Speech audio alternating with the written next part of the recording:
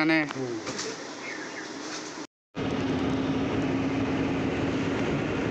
Everyone, good morning, welcome back to our Nabita lifestyle 01। আবার একটা নতুন ব্লগ নিয়ে চলে এলাম। তো আজকে ব্লগটা কী হতে চলেছে তোমরা টাইটেল আর থাম্বনেল দেখে বুঝে গেলো। আসছে আমার সারপ্রাইজ গিফট, যেটা আমার বাবাই আমাকে জন্মদিনে গিফট করছে, মানে আমার ডোরেমন। যাই হোক, আমার বার্থডেতে আসতে পারিনি। বার্থডে ব্লগটা, মিনি ব্লগটা তোমরা আশা করি দেখেছো, না দেখলে আমি ডিসক্রিপশনে লিঙ্ক দিয়ে দেবো, তোমরা দেখে নেবে। আর হ্যাঁ, সারপ্রাইজ গিফটটা কী আসতে চলেছে আমি নিজেও জানি না, মানে ঠিক জানি না সঠিক ওটাই কি না, বাট দেখা যাক। এখন আমি চলে এসেছি, দেখো কত সুন্দর একটা রাস্তা, নদীর বাঁধের রাস্তা, পেছনে যে বস্তা। তোমরা হয়তো চিন্তা করছো যে সকাল সকাল আমি বস্তা নিয়ে কোথায় বেরিয়ে পড়েছি। অ্যাকচুয়ালি আমার বাবার শরীরটা অসুস্থ, মানে খুবই শরীর খারাপ, জ্বর, ঠান্ডা লেগেছে, আমারও ঠান্ডা লেগেছে। যাই হোক, বাবার কাজ তো আমাকে করতেই হবে, বাবার কাজ মানে আমার কাজ, ওটাই যাই। তো চলো আমি যাচ্ছি এখন, কাজটা কমপ্লিট করে এখন সবে দেখলাম ডেলিভারি আমাকে ফোন করে বললো একটু আগে বাবাই, যে ডেলিভারি মানে আজকে চলে আসবে, কখন আসবে জানি না, বেরিয়ে পড়েছে আমার অর্ডারটা। তো এবার দেখা যাক কী আসছে। তো চলো দেখতে থাকো, আমি কাজটা সেরে তারপরে বাড়ি গিয়ে তোমাদের সাথে দেখা হবে। চলো দেখতে থাকো, আর কোথায় যাচ্ছি, কী কারণে যাচ্ছি, কী কাজ, সেটাও তোমাদের সাথে একটু শেয়ার করবো। তো চলো দেখতে থাকো।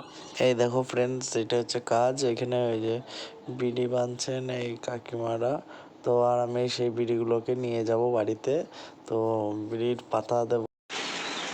তো ফ্রেন্ডস, তোমরা দেখতেই পাচ্ছ বাইরে এত রোদের তাপ, দেখো তোমাদেরকে মানে তাকাতে পারছি না, এতটা রোদের তাপ। এই যে, আর এই মাত্র আমি ঘরে এসেছি, এখন বাজে পুরোপুরি 1:30, আর গরমে এই যে এসে ফ্যানটা চালিয়ে বসে পড়েছি।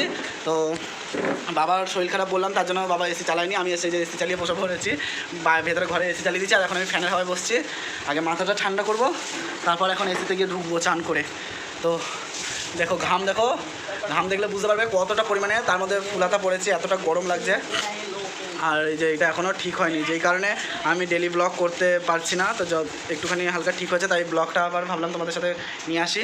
তো আর মেন ব্লগ আমার করার কারণ হচ্ছে আমার সারপ্রাইজ গিফট। তো কখন আসে আমি দেখি, আমার তো মনে হচ্ছে এখনও যেহেতু আসেনি, চান করতে যাব, না হলে শুয়ে পড়বো, সেই টাইমেই ওরা আসবে, কারণ এটাই ওদের টাইম। আমি দেখেছি ফ্রি টাইমে যখন বসে আছি এখন ওরা আসবে না, হয় চান করতে যাবো তখন আসবে, নয় খেতে বসবো কি শুতে যাবো তখন আসবে।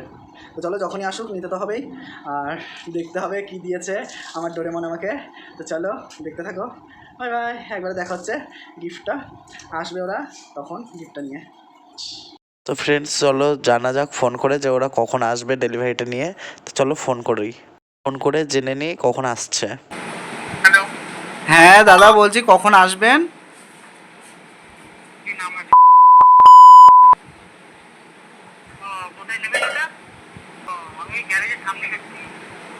ও এই তো আয়, তুই নিয়ে আসছিস, আয় আয় আয়।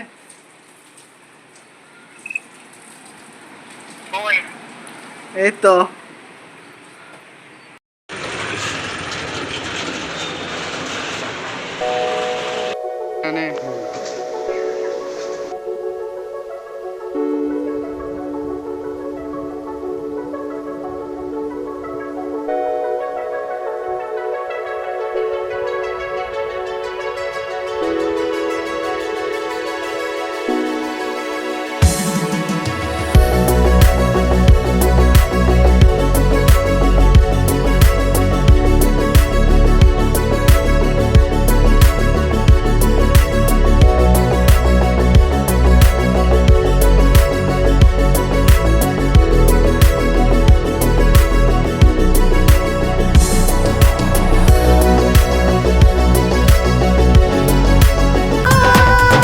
কিছু কিছু সুখে এত খুশি থাকে মিশে, ধরা দেয় অচেনা কাছে সে ভালোবেসে। আজ মন খুঁজে পেল মনের খুশি, আজ মন ফিরে পেল সুখের হাসি। স্বপ্নের দিন ও কাছে এলো। Next day.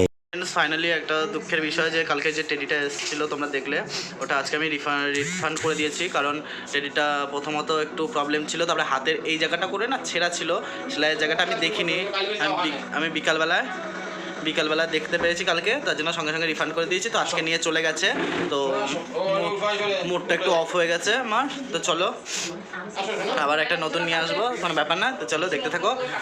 ওইটা রিফান্ড করে নিয়েছি আমি টাকাটা আমার ব্যাংকে ঢুকে গেলেই আমি আবার একটা নতুন নিয়ে নেবো। তো চলো দেখতে থাকো, টাটা।